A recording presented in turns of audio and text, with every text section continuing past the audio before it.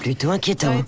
Depuis 10 ans, la Berlinale offre un tremplin de jeunes talents prometteurs à ce qu'on appelle les shooting stars, autrement dit les étoiles montantes. Ils sont 25 cette année et représentent chacun un pays. Et nous vous présentons bien entendu les stars en herbe françaises et allemandes, Mélanie Laurent et Maximilien Bruckner, le plus jeune commissaire de la série Tatort. Maximilian Bruckner était à Rio lorsqu'on lui a annoncé qu'il était nommé comme shooting star allemande à la Berlinale. Il pensait alors que c'était une blague. Mélanie Laurent, elle, n'a pas immédiatement saisi la portée de cet appel. Mais elle s'est sentie flattée d'aller représenter la France à Berlin. Les deux acteurs sont jeunes, mais ils ont déjà du métier.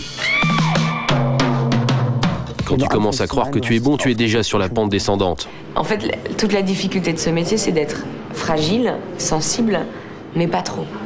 On pourrait avoir l'impression que le succès le laisse froid. Maximilian Bruckner déclare « Si rien ne bouge pendant 6 mois, je ferai autre chose ». Dans les faits, depuis qu'il est sorti de l'école d'art dramatique de Munich, tout lui réussit. Mélanie Laurent avait à peine 14 ans lorsqu'elle a été découverte par Gérard Depardieu. Elle a joué quelques rôles, puis progressant pas à pas, elle a fini par décrocher son plus grand succès. Pour le rôle de Lily, qui recherche désespérément son frère, elle est nominée pour le César du meilleur espoir féminin. Pour ce film, elle a même refusé un autre projet. T'en veux? Si ça se trouve, il est mort. Pas de bêtises. Il m'aurait appelé sinon. S'il y avait un problème, on le saurait. S'il était vivant, il m'appellerait. Moi, il m'appellerait.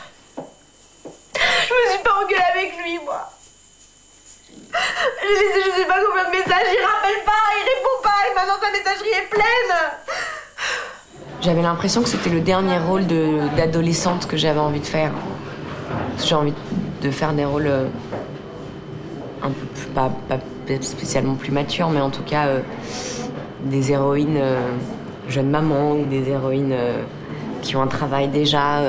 La jeune adolescente qui vit chez ses parents, comme moi ça fait longtemps que je le vis plus, je me sentais plus trop capable de le faire. Et là j'ai trouvé l'histoire tellement incroyable que je me suis dit que c'était peut-être la dernière fois que j'allais aborder ça. Mélanie Laurent est née à Paris. Récemment, elle est partie à New York, mais depuis son retour, elle a compris que Paris était la seule ville au monde où elle pourrait vivre. Et Maximilian Bruckner, malgré sa carrière fulgurante, il vit toujours dans son village natal en Bavière, entouré de sa famille, de ses amis et compagnons de route. Mais qu'irait-il faire à la ville? C'est un filet doublement sécurisé. Ici, je ne me casserai jamais le nez, jamais en ce qui concerne les choses importantes. Au niveau de ma carrière, c'est bien possible que ça m'arrive, mais ce ne serait pas trop grave, parce que je sais que des gens m'aideront à me relever.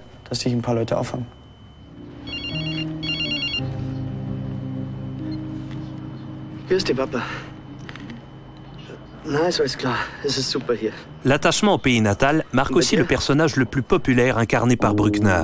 Il est le commissaire de la série policière Tatort, le plus jeune de tous les temps, qui en plus sait jouer du tuba.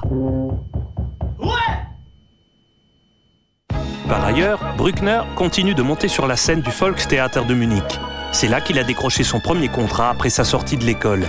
Il y a 2 ans, il y incarnait la mort dans Brandner Kasper, un classique du théâtre bavarois. L'artiste ne se défend pas d'être un comédien populaire et déclare « À quoi bon faire de l'art s'il ne s'adresse pas au peuple ?» J'adore tout simplement jouer au théâtre parce que c'est une sorte de constante. J'aime la proximité avec le public, j'adore ça. En particulier dans des pièces comiques comme Brandner Kasper, où on peut en partie jouer avec le public. C'est quelque chose que je savoure pleinement.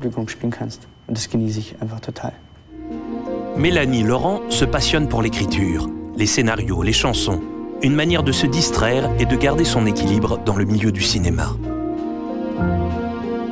La première chose que ce métier a changé en moi, c'est la lucidité. Je pense que j'étais quelqu'un de logique à 14 ans, d'extrêmement naïve.